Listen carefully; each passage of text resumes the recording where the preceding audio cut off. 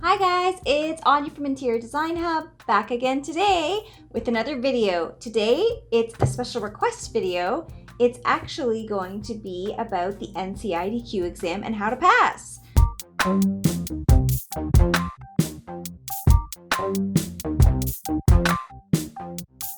Alright guys, so today's video is a follow-up video to my other video on the NCIDQ exam and whether it's worth it to write it or not. I will link that exam up here, there, somewhere.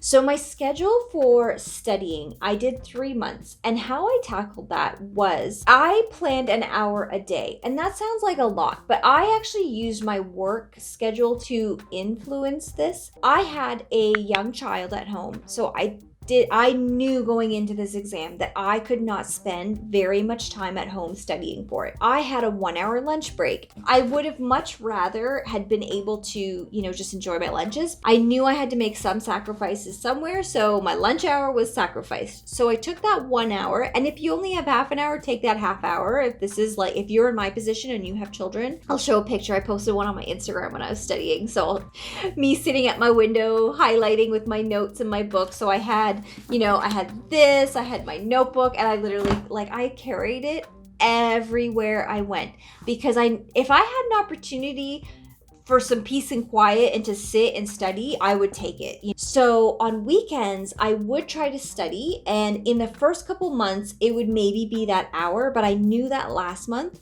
was going to be tough. So my husband and I came up with, you need to take our son out of the house for a play date, or I need to go away from the house to the library for at least 2 to 3 hours. So that was my last month plan. So for the 3 months, I studied every day at lunch. So I studied 7 days a week. The odd time I took a day off when I just was tired or whatever, but I did study 7 days a week. But it was only an hour a day. So I thought of it like a fitness routine. If I didn't have a child, I'd say study in the evenings if it's easier for you, if you need to break up your day. If you have a child, study when you can. And I aimed for 7 days a week. I was happy if I got 5. Month 1, read. Month 2, read and write. Month 3, I did QPraq. Now, I'm not saying you have to sign up for this. I am not sponsored by this. However, as I was researching, how do I study for the exam? How do I pass this exam? I'm going to backtrack. I did, before I found QPraq, I'm sorry, CIDQ, but I'm going to call you out on this one. They offer exams on their website. And I was like, okay, so it was $75 US, I think, to do the bigger one, which is a couple hours. It takes the same length of the exam. So I signed up to do that, and it's excellent because it's the same format as the exam. However, they don't give you any feedback. I think I got 66% for some reason, 66, 67. So it wouldn't have been a pass. And then it tells you what sections you didn't pass in or you didn't do well in, but it doesn't tell you the questions.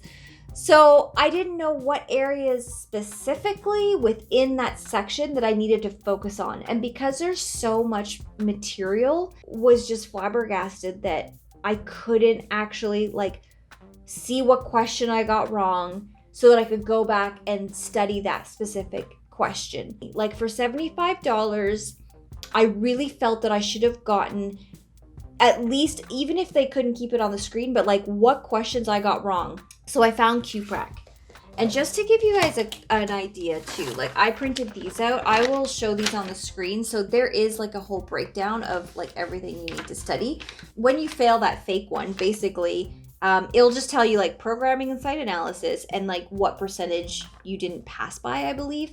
So that, I'm lacking in this area, but it doesn't tell you which questions that you're failing in. So I found QPraq online through searching. Not sponsored, just wanted to pass this darn exam. On her first homepage too, she's got the exam cheat sheet, so it tells you what you need to do to pass the exam. Go on to QPraq, check it out. However, why I only did it for 1 month? And you're thinking, well, if it's so amazing, why don't you do it for all of the whole time? If you have the budget and the budget allows you to pay for a 3-month subscription to QPraq, I'd say go for it.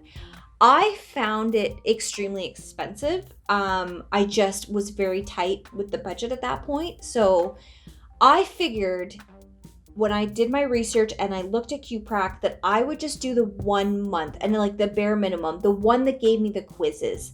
If I was willing to spend $75 US for CDIQ that didn't give me any like follow-up information, then I could surely spend, you know, $99 for a month that was like unlimited. So I knew I'd be able to go on there every day. So when I did my schedule and I had found QPrac and I had deep dived a little bit, you know, getting their resources and figuring out if this was right for me and seeing how the system was set up, I decided that I was going to do that last month, my study with using them.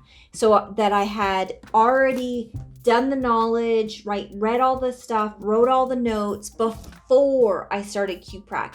And then they have modules. So I had to, once I got into QPrac, I had to create another schedule for that final month where I would plan out how I would tackle all the modules and then the quizzes, because I still wanted to go through all the information that they had available to me. So I was doing, you know, a module and a quiz, and I think each module had 3 quizzes for the most part. So I would do a module and the 3 quizzes. So I was still doing something every day. I believe I got through all of the modules within 2 weeks, and then the last 2 weeks was exams. Now, they have timed exams on their website. Oh my goodness. So you actually have the timer on the top of the screen. It goes through, it's so similar to the actual NCIDQ experience that's what I loved about it. And they tell you what you did wrong. Oh yes. So that's what this is. Okay.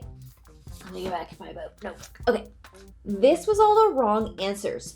So every time I went through and I had wrong answers, I would write down what the question was, and then I'd write the correct answer. So this was like a supplement to my other notes. And again, you remember a lot from writing. So every time, and I, you know, there was certain sections that I struggled with, like, look at it. Okay. So in here, I'll take a little close-up of this. But basically, so I did my timed quiz. So this is IDFX, timed quiz, 125 questions. I completed it with an hour left. I got 78 out of 125 correct, which is 62%. So, and then it said, so programming and site analysis, I got 63%. Human behavior and designed environments, I got 75%. Building systems and construction, 74%. FF&E and lighting, 37%, which like, honestly, like that's what I do a lot of that. So I thought that was weird. I'm like, haven't read this in a while, but I remember being like, I should be really good at this. And that's what shocked me with some of these, was like the stuff I thought I knew, I apparently didn't know very well. Construction drawings, 68%, technical drawings, 63%, design, communications, 58%. So I starred the 2 that I struggled with the most, and then here are the questions that I got wrong. So I wrote them all out, and then I highlighted the key points. So that is how I tackled QPrac, and going like a step above, like making sure that every time I did one of those exams, that I actually spent the time to go through and figure out where my knowledge was lacking, so that I could make sure that as I was continuing to study, I was focusing on those areas. So, I mean, the reality is, this exam is expensive. It's expensive to write. It's expensive to apply for. It's expensive to study for. But I talk about it in my other video. Might link it one more time just in case. I don't know where it goes, but it's somewhere. I'm going to link it somewhere. It's worth it. Okay, guys? It's worth it. It's overwhelming. And just like I'm saying it one more time, how do you eat an elephant? One bite at a time. Okay, I'm stealing that from Sean Cannell, so I'm going to give him some credit. So Think Media, you should go to that site. All right, guys, that's everything for this video. If you have any comments or questions, please let me know below. If you have a video suggestion, definitely reach out and let me know what you'd like me to cover. And if you guys are liking this content, please like and subscribe to my channel. I'd really appreciate it. Until next time, bye.